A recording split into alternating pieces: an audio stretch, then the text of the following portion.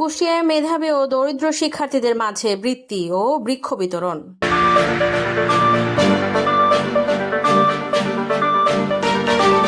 2025-26 অর্থ বছরে জেলা পরিষদ কুষ্টিয়ার রাজস্ব তহবিলের আওতায় এসএসসি, এইচএসসি ও স্নাতক সমমান পর্যায়ে মেধাবী ও দরিদ্র শিক্ষার্থীদের মাঝে বৃক্ষ বিতরণ ও এককালীন শিক্ষাবৃত্তি প্রদান অনুষ্ঠান অনুষ্ঠিত হয়েছে। বৃহস্পতিবার আয়োজিত এই অনুষ্ঠানে প্রধান অতিথি হিসেবে উপস্থিত ছিলেন বীর মুক্তিযোদ্ধা অধ্যক্ষ সোহরাব উদ্দিন, প্রশাসক, জেলা পরিষদ কুষ্টিয়া।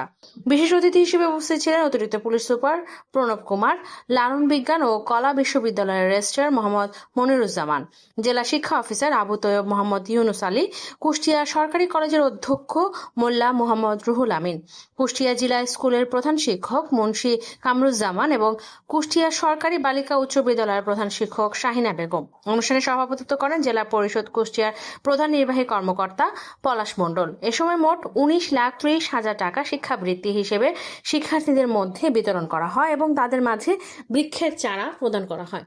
জেলার বিভিন্ন শিক্ষা প্রতিষ্ঠানের মেধাবী ও অসচ্ছল শিক্ষার্থীরা এই বৃত্তির আওতায় আসে।